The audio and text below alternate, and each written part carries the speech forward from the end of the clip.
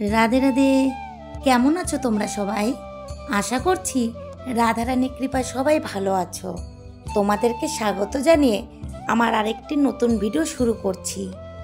আর সকল বৈষ্ণবের চরণে আমার সহস্র কোটি দণ্ডবত।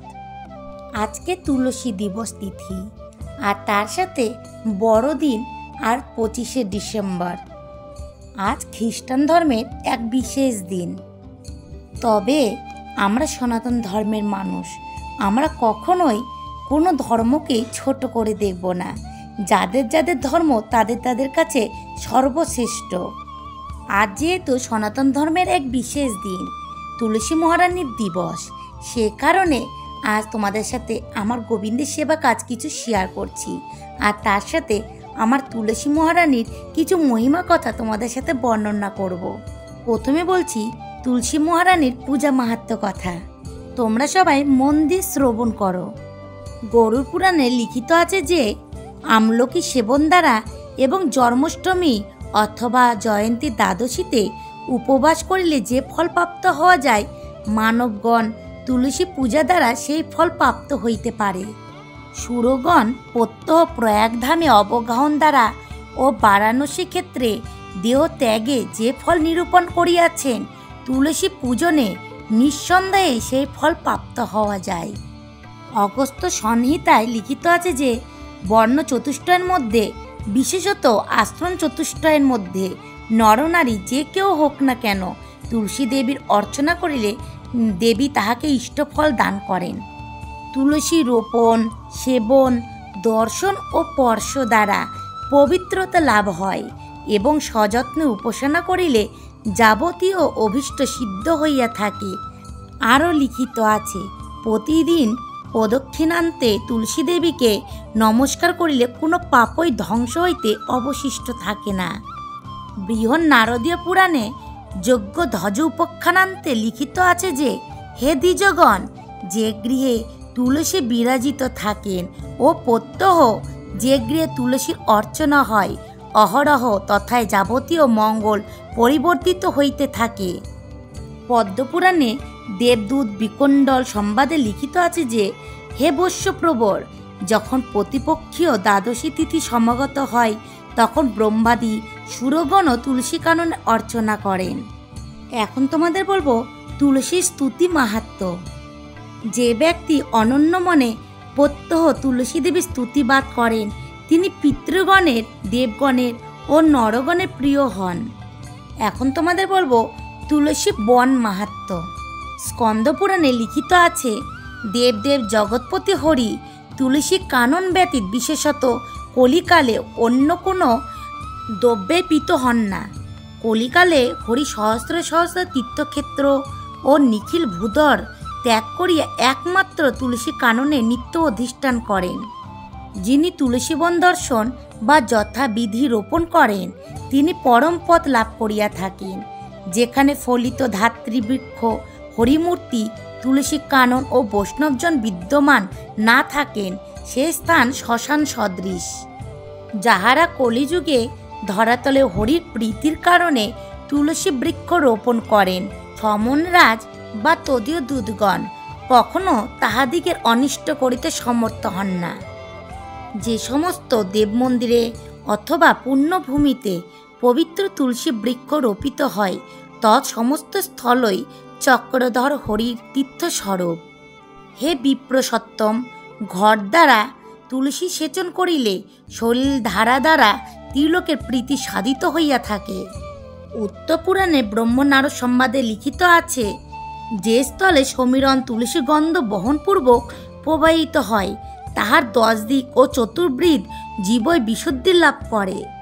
উক্ত ব্রহ্মনারদ সংবাদে কিঞ্চিদন্তে লিখিত আছে, প্রত্যহ তুলসী দর্শন, স্পর্শ, চিন্তন, কীর্তন, প্রণাম, গুণশ্রবণ, রোপণ, সেবা অথবা অর্চনা করিলে কল্যাণ লাভ হইয়া থাকে। যে সকল ব্যক্তি প্রত্যহ এই নবদা তুলসী উপাসনা করেন, সহস্র কোটি যুগ পর্যন্ত শ্রী হরিধামে তাহাদের বসতি লাভ হইয়া থাকে। কলিকালে তুলসী রোপণ করিলে তাহার যত মূল বিস্তৃত হইতে থাকে, রোপণকারীর পুণ্য তত সহস্র কোটি বিস্তার প্রাপ্ত হয়। হে তাপস, ধরাতলে তুলসী রোপণ করিলে উহার যত শাখা প্রশাখা বীজ ফুল ও ফল বৃদ্ধি হইতে থাকে। রোপণকারী বংশে সমুৎপন্ন ও ভাবী পুরুষগণ এবং যারা পূর্বে জন্মগ্রহণ করিয়াছিলেন তাহারাও সেইরূপ ব্রহ্ম পরিমাণে সহস্র যুগ হরিধামে বাস করেন। স্কন্দপুরাণের অবন্তি খণ্ডে লিখিত আছে, কলিযুগে ধরাতলে যে সকল ব্যক্তি কর্তৃক হরিপিতর্থ তুলসীর চয়ন বা রোপণ হয় সেই সকল ব্যক্তি করপল্লব ধন্য। কলিযুগে তুলসী সলিলে স্নান, তুলসী প্রদান, তুলসী ধ্যান, তুলসী ভোজন, তুলসীর দ্বারা হরি পূজা ও তুলসী মহিমা কীর্তন করিলে তুলসী দেবী পাতক ভস্মীভূত করিয়া দেন।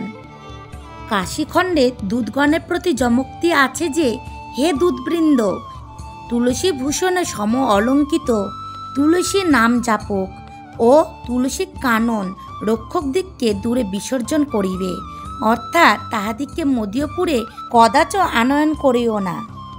ধ্রুবচরিতেও ওই বিষয়ে লিখিত আছে যে, যে ব্যক্তি গৃহে প্রত্যহ তুলসীর অর্চনা হয় যমদূতগণ কদাচ সে গৃহে সমীপে গমনে সমর্থ নহে। পদ্মপুরাণে দেবদূত বিকণ্ড সংবাদে লিখিত আছে, হে বৈশ্য, তুলসী বন নিখিল পাতক নাশন ও যাবতীয় অভীষ্ট সাধক, ওই কানন রোপণ করিলে আর যম দর্শন করিতে হয় না। তুলসী বৃক্ষে যত পত্র ও যত বীজ জন্মে রোপণকারী তত সহস্রবর্ষ সুরধামে অবস্থিত করেন। এই তুলসী মাহাত্ম্য কথা কখনো বলে শেষ করা যাবে না। তুলসী মহারানীর এত মহিমা। আমি অল্প কিছু তোমাদের সাথে এই তুলসী মাহাত্ম্য কথা বর্ণনা করলাম। তুলসী মহারানীর কৃপা না পাওয়া গেলে কখনো ভক্তি জীবনে এগোনো যাবে না। সে কারণে আমাদের প্রতিদিন শ্রদ্ধা সহকারে তুলসী মহারানীর পূজা অর্চনা সব কিছু করতে হবে। আর তোমাদের সাথে কথা বলতে বলতে দেখো আমার সকালে পুজো অর্চনা, তুলসী মহারানীর পুজো অর্চনা সব কিছু হয়ে গেছে। তারপর 10টা ভোগের জন্য রুটি আর বেগুন ভাজা করে ভোগ দিয়ে দিয়েছি। এখন আবার দুপুরে ভোগের রান্নায় চলে এসেছি।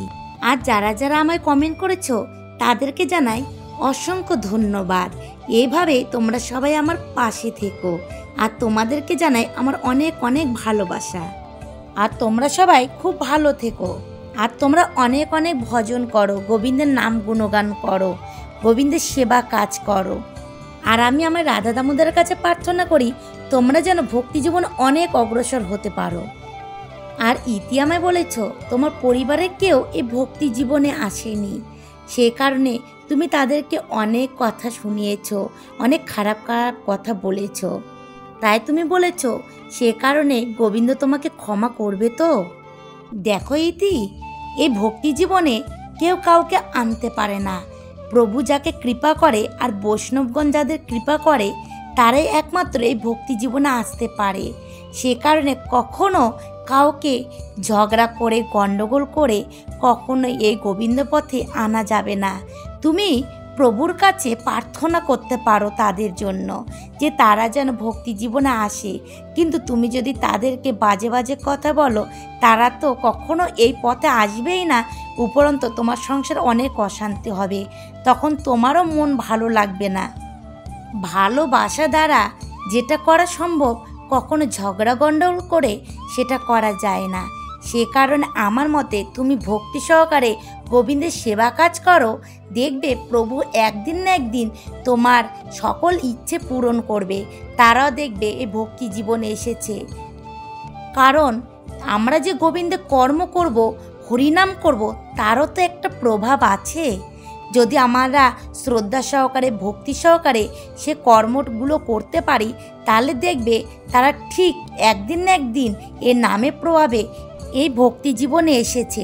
এ কারণে তুমি দুঃখ করো না। তোমার মনের মধ্যে যদি অনুশোচনা হয় তাহলে প্রভু তোমায় অবশ্যই ক্ষমা করবে। আর কখনো কাউকে বাজে কোনো কথা বলো না, কারণ আমরা ভক্তি জীবনে এসেছি, আমাদের অন্তর সবসময় নির্মল হওয়া প্রয়োজন। এ কারণে কখনোই কাউকে বাজে কোনো কথা বলতে হয় না, সবসময় ভালোবাসা দিয়েই সকলের সাথে কথা বলতে হয়। তুমি ভালো থেকো, আর তোমার প্রতি রইল আমার অনেক অনেক ভালোবাসা। আর সম্পাদি তুমি বলেছ আমার গলা ব্যথার জন্য আমি যেন একটু গরম জল দিয়ে গাগল করি।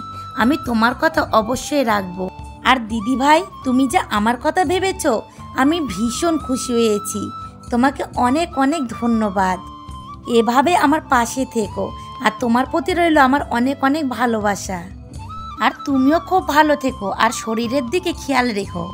আর আজকের ভিডিওটি আমি এখানে শেষ করছি। তোমরা সবাই ভালো থেকো আর এইভাবেই আমার পাশে থেকো। রাধে রাধে।